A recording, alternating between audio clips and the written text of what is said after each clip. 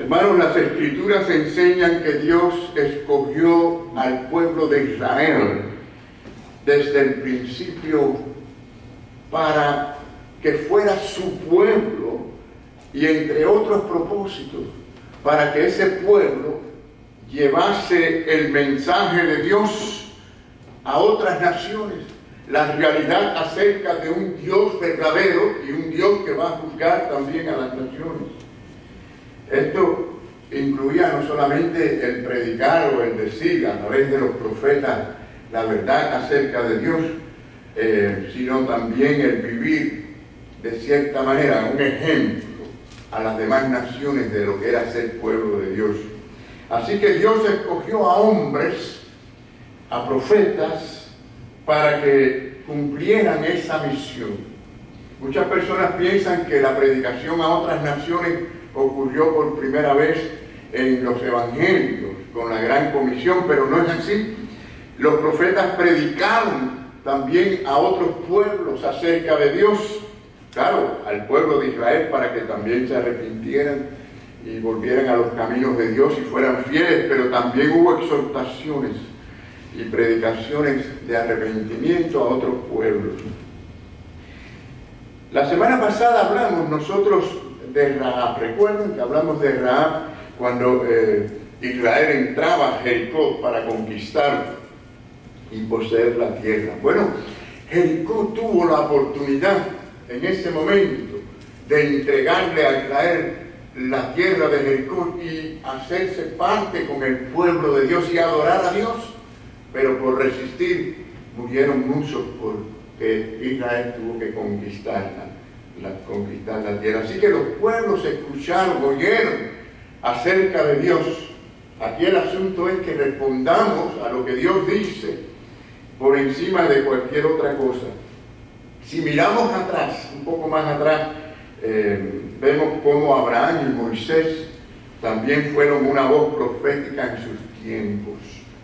En el Antiguo Testamento nosotros vemos cómo Dios llega al mundo exterior por medio de los profetas. Yo quiero darle algunos ejemplos bíblicos para que ustedes vean que interesante cómo Dios sí llegó a otros pueblos, a otras naciones desde el Antiguo Testamento. Por ejemplo, cuando el profeta Isaías, y a través del profeta Isaías, llegó, por ejemplo, a Babilonia, le advirtió acerca del juicio de Dios si no se arrepentían de sus pecados. Vemos también que le predicaron o llegaron a Filistea, Moab, y si nosotros seguimos leyendo, vemos las profecías de juicio que se le hicieron a Siria, Etiopía, Samaria, Egipto, Edom y Tiro, que si no se arrepentían, pues vendría el juicio de Dios. Por ejemplo, vemos también al profeta Jeremías.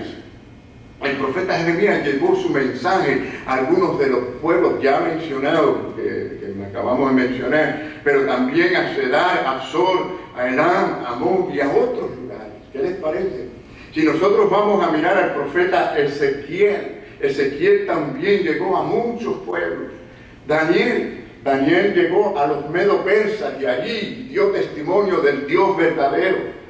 Entre los profetas menores tenemos también a los profetas como Abdías, Nahum, Sofonías, y de igual manera ellos predicaron al mundo gentil.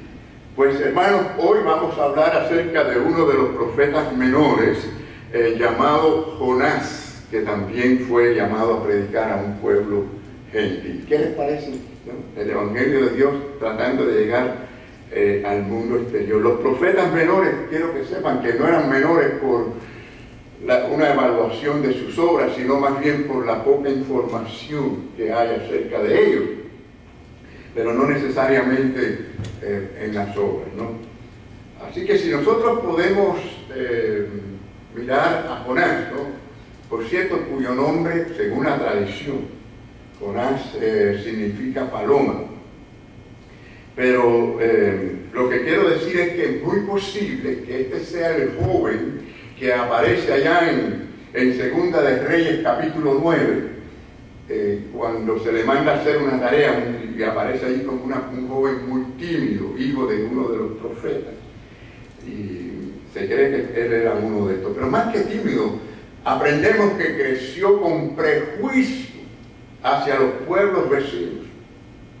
Hermano, el pecado puede entrar de una manera o de otra en la vida de uno y alejarnos de lo que Dios quiere que nosotros hagamos. Por eso es muy importante que el joven, sobre todo el joven que está en las cosas de Dios, se enfoque bien en su crecimiento espiritual. El nombre de su padre, bueno, ya lo dice la escritura en la historia de Jonás, Amitai, por eso es que se cree que él era uno de los hijos de esos profetas bajo Eliseo. Y significa verdadero, interesante, ¿no? Pero así lo considera. Es decir, la tradición cree que este hombre, este padre de Jonás, era uno de esos 7,000 hombres, si ustedes recuerdan, que aparecieron allí en Primera de Reyes, capítulo 19, que no se inclinaron a Dios Baal. ¿Se acuerdan cuando Elías estaba preocupado porque no habían hombres y después aparecieron 7,000 hombres? Bueno, miren, para que usted vea que Jonás tuvo un padre muy especial. Era un hombre dedicado a Dios. La historia de Jonás, posiblemente, pienso yo que sea una de las historias más enseñadas, porque se la enseña prácticamente a todos los niños que vienen a las iglesias, aprenden desde chiquitos la historia de Jonás, pero es muy interesante, tiene muchas enseñanzas para nosotros, para los adultos. Y hermanos, aunque la mayor parte de la historia de Jonás, vamos a decir, es negativa, porque usted se pone a leer, casi todo es negativo, podemos decir que el Espíritu Santo la ha puesto allí en las Escrituras Sagradas para enseñarnos a nosotros sobre todas las cosas que debemos de hacer en cuanto a nuestra misión en este mundo. Es decir, Dios tiene un propósito con nosotros y es importante que cumplamos con ese propósito, no importa las circunstancias como estén alrededor nuestro. Ahora, ¿qué nos enseña a nosotros Jonás? Entre algunas cosas, ¿no? Nos enseña más acerca de la actitud incorrecta en el servicio a Dios que ningún otro libro en las Escrituras. Es muy abierto muy claro en cuanto a lo que significa no obedecer, no servir a Dios o no querer responder a Dios. Nos enseña también cuán profundamente Dios está interesado en los pueblos y naciones pecadores que están en condenación. Interesante, ¿verdad? Que también Dios se interesa por ello y no era solamente Israel. Nos enseña también sobre lo terrible que es el orgullo en el ser humano. En este caso el orgullo de Israel que estaba, vamos a decir, ejemplificado en la vida de Jonás. El orgullo de Israel se veía allí en la vida de Jonás. Es decir, cómo se sentían hacia los demás pueblos. Así que también nos enseña a nosotros sobre el privilegio y propósito divino que Dios tiene para con nosotros. Fíjense que no solamente se comunica al hombre, se revela al hombre, sino que lo guía para que de una manera voluntaria, inteligentemente, el hombre siga su plan. A esto le podemos llamar la gracia de Dios, tan maravillosa gracia, ¿no? Para el bien de nuestra vida y para el bien de otras personas. Entonces, hermanos, tenemos aquí a Jonás y tenemos una gran enseñanza a la iglesia de hoy, de estos tiempos, en cuanto a nuestra responsabilidad de la gran comisión. Ya estamos pasando esta pandemia, yo espero que nos sirva de avivamiento, ¿verdad? Las pruebas no son para que estemos peor, sino mejor, ¿no es así? Y yo espero que una vez que podamos todos empezar a regresar, nos enfoquemos en nuestra obra, en la gran comisión que tenemos por delante que cumplir. Así que, hermanos, porque miren, la gran comisión es la obra de Cristo que continúa en la iglesia. Fíjense si es lo más importante. ¿Qué es lo más importante para el cristiano, para la iglesia de hoy en el mundo? Continuar la obra de Cristo. Cristo no terminó su obra cuando ascendió al cielo, la dejó a la iglesia para que la iglesia la continuara. Y miren, estamos usando para hablar de la Gran Comisión un pasaje del Antiguo Testamento. ¿Qué les parece? Aquellos que somos de fe, queremos caminar por fe y queremos entonces aprender de Jonás esta gran enseñanza. Miren, en primer lugar, vamos a ver dos puntos principales, el primer llamado y el segundo llamado. Es decir, el primer llamado misionero a Jonás, que aparece al principio del libro. Yo quiero que ustedes vean este pasaje conmigo al comienzo, que dice: vino palabra de Jehová a Jonás, hijo de Amitai, diciendo, y esto es lo que le dijo. Le dijo: levántate y ve a Nínive, aquella gran ciudad, y pregona contra ella, porque ha subido su maldad delante de mí. Bueno, como les dije al principio, sabemos poco de Jonás, ¿no? Quisiéramos saber más, pero sí podemos decir una cosa muy importante que nos da pie a poder decir que él era un verdadero profeta. ¿Qué es lo que hacía que un profeta fuera verdadero profeta? Bueno, aquí viene, muy sencillo. Él profetizó la restauración de las fronteras de Israel. Y cuando digo Israel, no estoy hablando de todo el pueblo de Dios, sino me refiero porque se dividió en dos tribus, Israel y Judá. Me refiero aquí al Israel que estaba al norte. Pues él profetizó de eso y se cumplió tal como él dijo en el reino de Jeroboam. Lo que indica que era entonces un verdadero profeta, porque la Biblia dice que el que profetiza, si no se cumple lo que profetiza, es falso. Y hermano, como hay gente falsa que hasta hoy en día se ponen a estar profetizando cosas respecto a los tiempos y las cosas que están pasando, y después no sucede nada de lo que están diciendo, y uno se da cuenta que esta gente son falsas, que no están en la verdad. Y bueno, hoy hay profetas y hay apóstoles y hay de todo este tipo de cosas, pero el profeta decía lo que Dios le mandaba decir, y cuando se trataba de algo del futuro, se cumplía. Por eso podemos decir que Jonás era un verdadero profeta. A pesar de que usted lea al principio y diga: no, pero este hombre es terrible, ¿cómo Dios lo va a usar? Pero era un verdadero profeta escogido por Dios. Ahora, durante la época de Jonás, miren, aunque Israel había prosperado, había problemas con esas fronteras. Había problemas con Siria y Asiria. Saqueaban allí las cosechas, había siempre guerrillas, todo este tipo de problemas. ¿Cuál era la capital de Siria y Asiria? Pues precisamente Nínive, a donde Dios lo estaba mandando a él a predicar. ¿Qué les parece, no? Así que, bueno, ustedes ya pueden entender por qué Jonás no quería predicar a Nínive, ¿no? Bueno, se estima, hermanos, que en Nínive había más o menos, se estima, más de 600.000 personas o habitantes, ¿no? Según algunos arqueólogos. Bueno, se podía caminar todo Nínive, esa era la capital solamente, se podía caminar en 3 días. De cualquier manera, el problema grande en Nínive era el pecado, cómo había subido. Dice la palabra, subido a Dios. Es decir, había mucha corrupción, mucha maldad.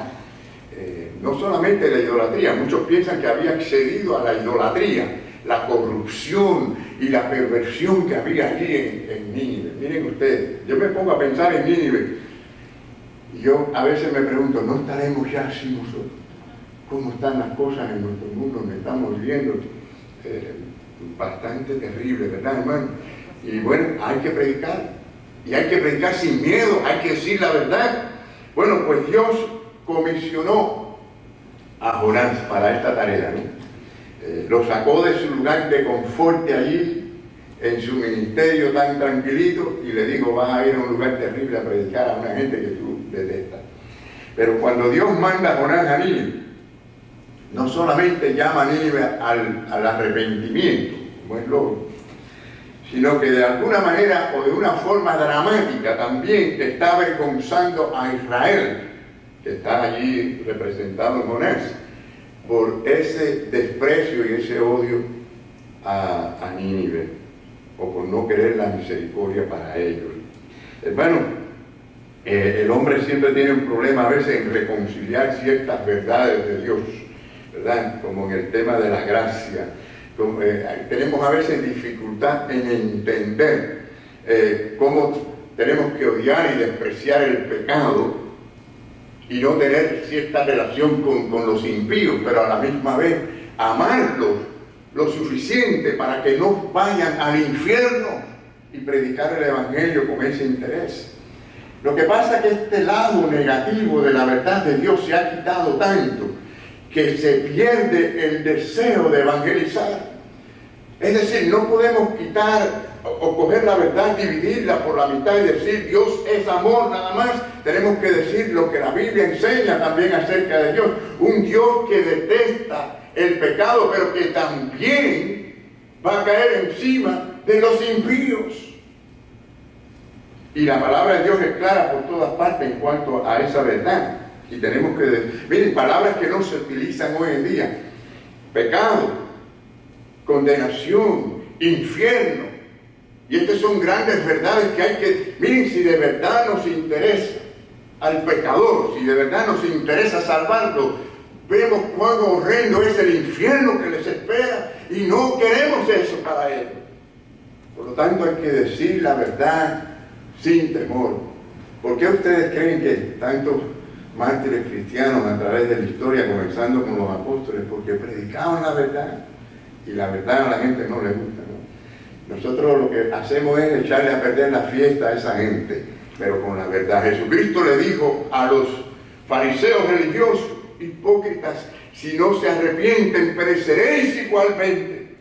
La verdad hay que decirla, con amor, pero hay que decirla, mis queridos hermanos. Y hoy en día hay un evangelio superficial, queremos que la gente esté bien con nosotros siempre, que caerle bien a la gente, queremos ganarle con palabras bonitas y no le decimos la verdad. Hermano, eso es como que usted vaya por una carretera y haya letreros con paisajes bonitos y no le digan, usted se va hasta allá porque hay un precipicio. Tienen que avisarle. Es importante el aviso. Y cuando miro esta historia me habla mucho de cómo nosotros debemos también de evangelizar y preocuparnos por el mundo pecador. Pero sí, hermanos, miren lo que pasó. Dios llamó a Jonás. ¿Y qué hizo Jonás? Dice la palabra.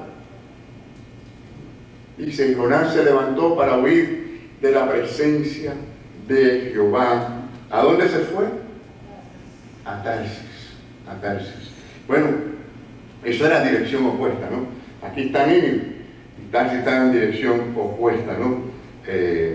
Porque él no quería que se arrepintieran esa gente, él quería la destrucción para ellos, el castigo para ellos. Pero ¿saben qué, hermano?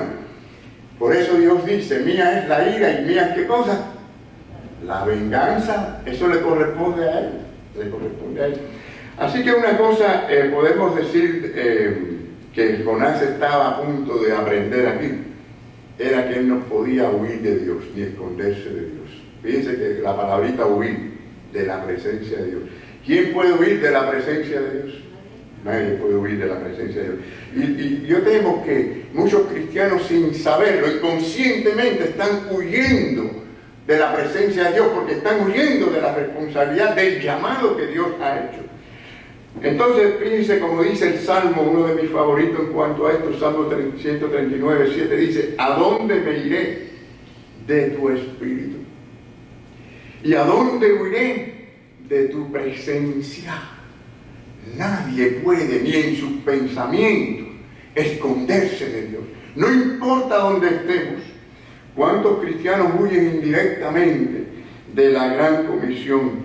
Muchos están huyendo como Jonás, sin estar conscientes de esta verdad, ante la responsabilidad de hablarles a otro de Cristo.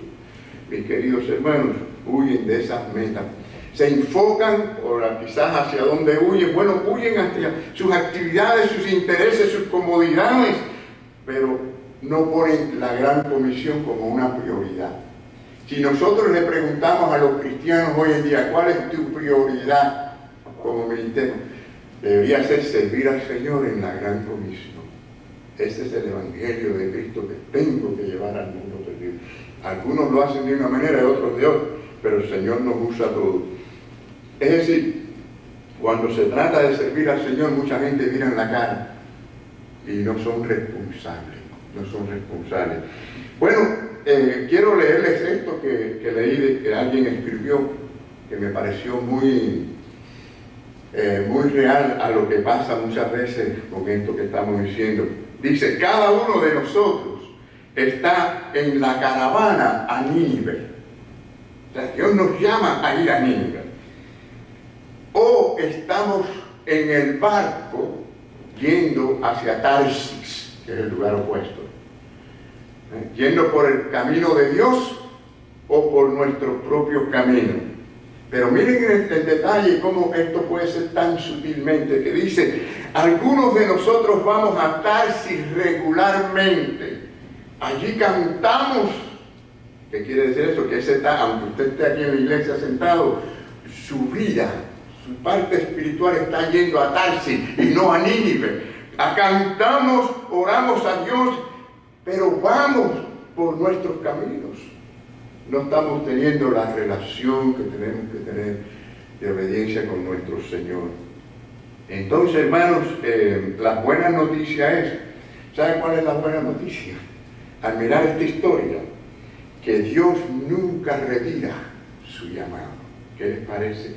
El llamamiento de Dios, Él no lo retira, Él persiste, ni cambia sus propósitos. Amén, gloria a Dios, aleluya por esto. Y miren, no lo digo yo, lo dice la palabra del Señor.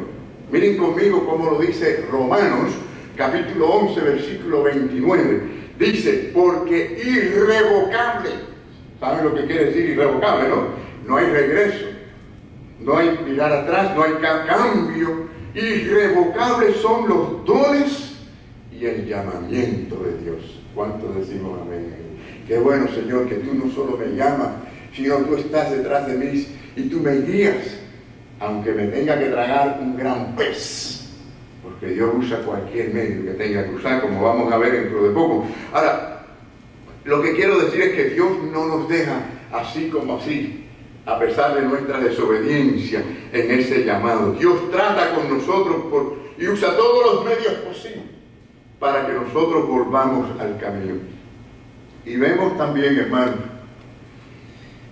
las consecuencias de la desobediencia de Jonás. Las consecuencias de la desobediencia. Hay consecuencias de la desobediencia, ¿verdad, hermano? Hay consecuencias. Bueno, en el caso de Jonás vemos que este Dios que encierra, como dice los proverbios, en su puño Él encierra los vientos. Ese Dios todopoderoso hizo levantar gran viento en el mar. Era tan fuerte esos vientos que amenazaba hacer pedazo aquella nave, aquella embarcación. La rebeldía nunca termina bien, nunca tendrá éxito, hermano. Y eso fue lo que le sucedió a Jonás. Jonás estaba por aprender que no sirve huir de Dios, sino que sirve es someterse a Dios. Bueno, Dios mandó esta gran tempestad. Mandó esta tremenda tempestad que estaba desbaratando la nave, una nave que iba hacia Tarsis, esto es el oeste de España. Fíjense hasta dónde iba este hombre. Y si ustedes leen el primer capítulo, ahí está narrado todo este efecto de esta tormenta huracanada, ¿no? Pero bueno, lo que quiero decir es que la narración está en acuerdo con la enseñanza de que el pecado algunas veces trae consecuencias naturales o desastres naturales y hay daños por todos lados. No fue así con el diluvio, hermanos. No fue así en Sodoma y Gomorra.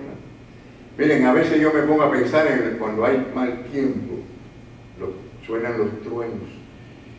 Y esos truenos, y por cierto, los truenos impresionan. Cuando le cae uno muy cerca, le impresiona. Por mucho que usted quiera estar tranquilo, le impresiona. A los animales le impresiona, a los niños le impresiona, a todo el mundo le impresiona los truenos. A mí no me gusta oír los truenos. ¿Saben lo que me dice a mí los truenos? Que Dios nos recuerda que Él está airado contra el pecado y que Él va a traer juicio algún día.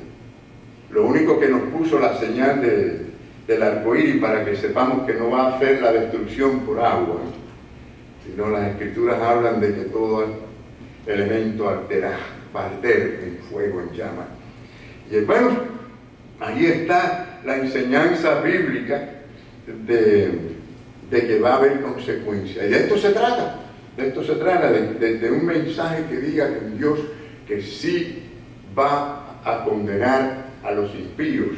No solamente va a detestar el pecado, detesta el pecado, sino a los impíos, los va a condenar para siempre, sin misericordia, señores. Entonces los marineros que estaban allí en aquella embarcación, vieron aquella situación, estaban haciendo todo lo posible para mantener y sostener aquella nave, aquella embarcación. Y en medio de todo esto, ¿qué ustedes creen que encuentran ellos? Se encuentran a Jonás durmiendo. Claro que yo me tuve que quedar un tiempo mirando esto, observando, pensando, pero ¿cómo es posible que una persona se pueda quedar dormida? Bueno, hay gente que se queda dormida en cualquier lugar, pero ¿cómo se pueden quedar dormidos en una situación así, como un barco que se está yendo de lado a lado? ¿No?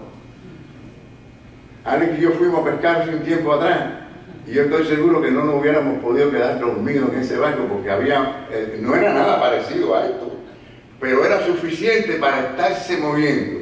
Y ahí tenemos historia que contar con ese problema, que mejor no entro en ese detalle. Pero fíjense que con ese conocimiento ya yo sé que esto debió haber sido algo increíble. ¿Cómo podía estar dormido? Como si nada estuviera pasando, ¿no? Yo pienso a veces que quizás él haya pasado unas noches sin dormir con todo este asunto del llamado de Dios y tenía tanto sueño que se quedó allí dormido, nada lo despertaba. El asunto es que hubo que despertarlo. Y no solo despertarlo, sino que le suplicaron, le pidieron que orara a Dios. Algo que increíble por la salvación, ¿no? Jonás, en vez de arrepentirse, pues él sigue con su idea de no regresar a Nínive. Y aquella situación continuó empeorando. Así que miren, si ustedes siguen, porque no tenemos tiempo para leer toda la historia, pero ustedes ven, ellos prácticamente le obligan a él a reconocer al Dios de los cielos, al Dios del mar, al Dios de la tierra. Y por supuesto que tuvo que reconocer que había juicio de Dios allí contra él, que él era el culpable, él era el responsable, y pidió que lo lanzaran al mar. Dios reconoció, en eso estuvo bien, reconoció que él era la razón de aquella tormenta. Hermano, esto me dice que a veces los creyentes, por desobediencia a Dios, traen algunas tormentas y algunas dificultades alrededor de ellos. Pero fíjense el contraste. Los marineros, por el otro lado, fueron más misericordiosos que Jonás, porque tuvieron misericordia de Jonás, que estaba ya declarado como bajo el juicio de Dios, que Jonás con Nínive no tuvo ninguna misericordia con Nínive. Y estos hombres no quisieron lanzarlo de inmediato al mar. Seguían luchando por controlar aquella nave, pero claro, Dios estaba detrás de ahí, de aquella situación, controlando los vientos, y nada lo iba a detener. Y cuando ya no pudieron más, pues bueno, no les quedó más remedio que finalmente, convencidos ya de que era el culpable, pues lo tenían que lanzar al mar y tuvieron que hacerlo. Hermano, hay en la muerte de nuestro Señor Jesucristo un paralelo espiritual a esta historia que estamos contando. Porque si ustedes miran este cuadro de Jonás siendo arrojado al mar, ¿y por qué digo esto? Bueno, porque no hay tempestad más feroz que la ira de Dios contra el pecado y los pecadores. No solo el pecado, sino los pecadores. Porque muchas veces queremos suavizar esa verdad, ¿no? Contra el pecado y contra los pecadores que no se arrepienten. Y esa tempestad tan grande que no nos podemos imaginar se volcó hacia nuestro Señor Jesucristo. y allí se calmó la ira de Dios en Jesucristo. Solamente cuando hay arrepentimiento, cuando el hombre va a esa cruz del Calvario, cuando la sangre de Cristo le limpia de todo pecado, hay entonces paz y hay tranquilidad en esa alma. Así que la experiencia de Jonás, hermanos, fue terrible, ¿no? Pero no hay comparación con lo que Cristo cargó en él.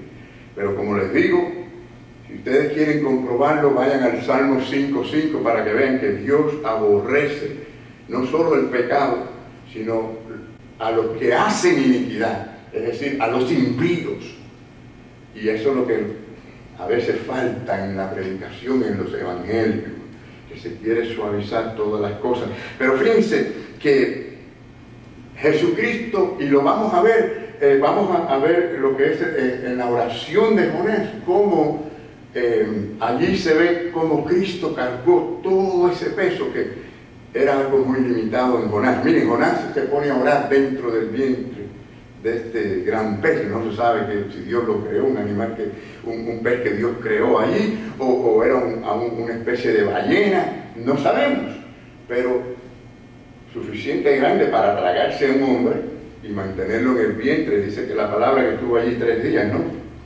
Y 3 noches. Ahora, Jonás 2:3 dice así la palabra del Señor, que él se puso a orar. Hoy, ¿quién no se pone a orar así en una situación así, hermano? Que nos trague una ballena para que ustedes vean si no estamos orando. Allí se puso a orar. Ahora sí buscaba a Dios, no estaba oyendo, estaba buscando a Dios. Todas tus ondas y tus olas pasaron sobre mí, decía él en la oración. Claro que aquello era un aspecto. Si ustedes leen toda esta oración, hermano, usted dice, wow, está hablando aquí de lo que el Señor Jesucristo cargó en él. Toda esa oración tenía que ver con el Señor Jesucristo, algo maravilloso. El Señor cargó en él todo el peso, toda la ira de Dios sobre el pecado. Entonces, hermanos, vemos que cuando el problema es con Dios, en ningún lugar vamos a estar bien, en ningún lugar. Y aprendemos aquí también que a veces somos nosotros los que traemos las tormentas y los problemas por no obedecer a Dios. Sea un creyente o sea una iglesia, puede traer tormentas cuando está en rebeldía, en desobediencia, cuando no quiere ir a Nínive y hacer la obra de Dios. Bueno, los marineros de aquel barco fueron los que le pidieron a Jonás que orara, como ya vimos, y aquello fue tremendo. Jonás durmiendo, no quería arrepentirse. Pero bueno, ya ustedes ven, lo lanzaron al mar. Yo quiero que vean lo que dice, mirando atrás un poquito, al capítulo 1, versículo 16. Cuando ellos lo lanzan al mar, claro, ellos vieron que la cosa se calmó, ¿no? Que esa era la razón. Miren lo que pasó, para que ustedes vean que Dios usa a veces esas tormentas, a pesar de eso, las usa y las usó con doble propósito, no solo porque tuvo misericordia de estos marineros, sino porque quería enseñar que el plan de Dios era salvar. Miren, dice, y temieron aquellos hombres a Jehová con gran temor que no había tenido Jonás. Y ofrecieron sacrificio, no a otro Dios, sino a Jehová, e hicieron votos. Se comprometieron a seguir a Dios verdadero, porque vieron que allí de verdad Dios se había manifestado. ¿Qué les parece, hermano? Bueno, de aquí vemos la liberación de Jonás, ¿no? Ellos lo lanzan al mar y ellos pensaron, bueno, ya terminamos con Jonás. Pero Dios no había terminado con Jonás todavía, ¿no?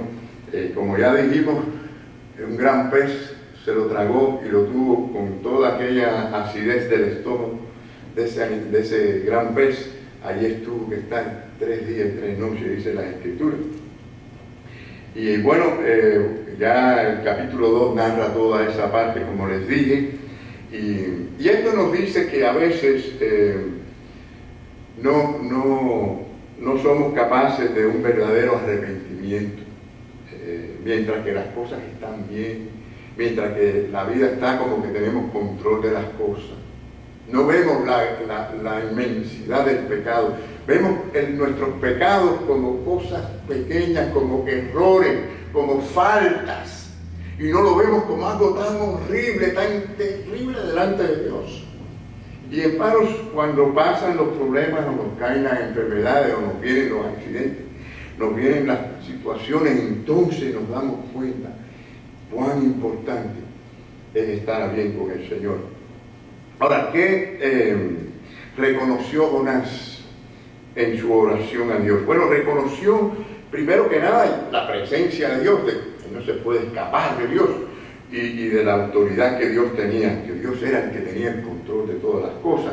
Reconoció también que Dios es un Dios que perdona, ¿no? Reconoció el perdón de Dios, además del poder de Dios para hacerlo. Jonás reconoció que tenía que enfocarse en el Dios que él había ignorado. A veces las prioridades no las tenemos bien en nuestra vida. Y había ignorado la misericordia de Dios para Nínive. Y ahora mismo se ve pidiéndole a Dios la misericordia que él no quería para Nínive. ¿Qué les parece, no? En el versículo 8 lo pueden ver. Y luego Jonás reconoció que la salvación es ¿de quién? De Dios. Si ustedes leen el versículo 9, él reconoce que Dios es un Dios que salva. Qué buena noticia esa, ¿verdad? Él reconoció esto y también se arrepintió, porque vemos en su oración como él invoca, en el versículo 1 invoca a Dios y él dice, y tú me oíste, y tú me oíste. Qué bueno saber que podemos clamar a Dios, invocarle y escuchar a Dios que nos responde. En el segundo punto, y voy a ser más breve en el segundo punto, mis queridos hermanos, es como les dije, el segundo llamado misionero de Jonás. Bueno, el mismo llamado que hizo al principio lo vuelve a hacer ahora. Faltaban solamente unos 40 días para el juicio de Dios y Jonás tenía que predicar. Y por eso viene ahora la predicación de Jonás y la consecuencia de esa predicación. Dice la palabra de Dios, y los hombres de Nínive creyeron a Dios. Lo menos que él esperaba era que esto ocurriera. Y era lo que él realmente ni quería. Quería el castigo, el juicio para esa gente. Pero dice que Nínive creyó en Dios. Dios derramó su gracia sobre esta ciudad, hermano. Qué maravilla. No conozco un caso como este. Un caso de un misionero que no quiera predicar, un pastor que no quiera predicar, y que cuando lo hace queriendo que la gente sea condenada y no salvada, y que todo el mundo se salve. ¡Wow! Tremendo. Por todos lados predicamos y nos cansamos de predicar y seguimos predicando, y es muy difícil que la gente responda, ¿verdad? Y miren qué oportunidad tenía Jonás delante de él. Pero sí, dice la palabra de Dios en esta historia, en el capítulo 4, dice que habían 120 personas, habían 120 personas adultas. Por eso que calculamos que había unas 600,000 personas, o calculan los arqueólogos, porque no se mencionan a los niños, los jóvenes y a las mujeres. Entonces, si habían 120,000 personas, usted lo multiplica por lo menos por 5, ya usted pasa ahí de 600,000 personas. Algunos hasta dicen cerca de 1,000,000 de personas, no sé. Pero lo que quiero decir es que lo maravilloso es ver cómo Dios puede usar a una persona que necesita ser reprendida, una persona en desobediencia, para una obra tan noble. Si fuera usted o yo que tuviéramos que recibir el resumen de Jonás, de lo que había hecho hasta la embarcación, usted y yo lo hubiéramos descalificado, lo hubiéramos botado del campo misionero. Pero qué maravilloso es Dios cuando Él llama a alguien. Y eso nos enseña a nosotros que tenemos que tener paciencia con la gente, porque no sabemos cómo, cuándo Dios va a obrar en la vida de una persona. Pero es así, Dios es maravilloso. Y bueno, a veces nos preocupamos por los resultados, pero miren, los resultados son de Dios. Los resultados son de Dios. Las conversiones no ocurren porque usted tenga carisma, porque pueden haber conversiones falsas, pero la verdadera conversión la produce el Espíritu Santo por el oír y el oír de la palabra de Dios. Y hermanos, ¿cuántos misioneros no han predicado por años para que se convierta una persona? Eso puede ser así. Bueno, también la reacción de Jonás a las consecuencias. Si ustedes leen el capítulo 4 van a ver, bueno, allí se revela el por qué él no quería predicar a Nínive, porque no quería que Dios los perdonara. Él sabía que Dios podía perdonar, pero no quería que los perdonara. Y entonces, bueno, él predica y se sienta finalmente esperando que Dios destruyera como destruyó Sodoma y Gomorra a todo Nínive, y posiblemente con la idea de aplaudir. ¡Sí! Al fin los destruyó, se los dije que iba a pasar. Pero no fue así. Él se sentó allí y ¿qué sucede? Todo Nínive se entrega a Dios. Yo no sé cómo llegó la noticia a él, a lo mejor oyó un canto de aleluya y sabrá Dios cuántas cosas. Y esto a él no le agradó. Bueno, para terminar la historia, porque es bastante larga, vamos a tratar de terminar rapidito. Vemos la lección final de Jonás. Dios usa una serie de milagros para enseñarle a Jonás acerca del amor y la misericordia. Yo lo que quiero hacer es leer nada más los pasajes bíblicos porque no tenemos tiempo de estudiarlos. Pero venga conmigo allí a Jonás 4, del 6 al 11, que dice: y preparó Jehová Dios una calabacera, la cual creció sobre Jonás para que hiciese sombra sobre su cabeza y le librase de su malestar. Y Jonás se alegró grandemente por la calabacera.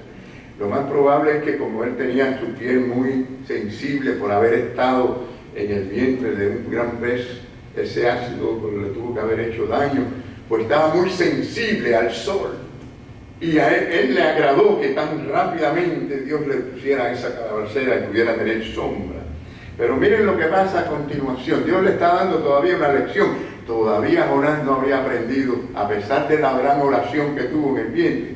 Eso es para que ustedes vean que a veces caemos duro en una tragedia, oramos y clamamos al Señor, salimos un poco y ya nos olvidamos de la grandeza de Dios y lo que Dios quiere que hagamos. Miren, pero al venir el alba del día siguiente, Dios preparó un gusano. Y miren qué bueno que dice aquí que fue Dios, ¿no? Para que sepamos que ese Dios soberano pone y quita y mueve las cosas y las hace para, al final, como dice la palabra, para nuestro bien, ¿no? Dice, preparó un gusano, el cual hirió la calabacera. ¿Y qué le pasó? Se secó. Y aconteció que al salir el sol, ahí viene la cosa, preparó Dios un recio viento. Fíjense que vino el sol, ya eso era malo suficiente. Ahora Dios manda un viento para que lo moleste con la arena diéndole y el sol dando. Miren eso, viene un viento recio, solano, y el sol hirió a Jonás en la cabeza y se desmayaba. ¡Wow! Cualquiera lee esto y dice, pero Dios, el malo de Dios con Jonás no le dio un break. Y deseaba la muerte, diciendo, mejor sería para mí la muerte que la vida. Aquello era un cuadro difícil para él, ¿no? Y entonces aquí viene la otra parte, dice, entonces dijo Dios a Jonás, tanto te enojas por la calabacera. Respondió, mucho me enojo, hasta la muerte. Y entonces dice que Dios le dijo, tuviste tú lástima de la calabacera, en la cual no trabajaste, ni tú la hiciste crecer, que en espacio de una noche nació y en espacio de otra pereció. Y no tendré yo piedad de Nínive. Es decir, lo que le estaba tratando de decir es, te preocupa tanto esta calabacera y sufres por ella porque no la tienes y no sufriste por aquel pueblo que iba a un infierno terrible, a condenación, no tuviste misericordia, y más él siendo un profeta.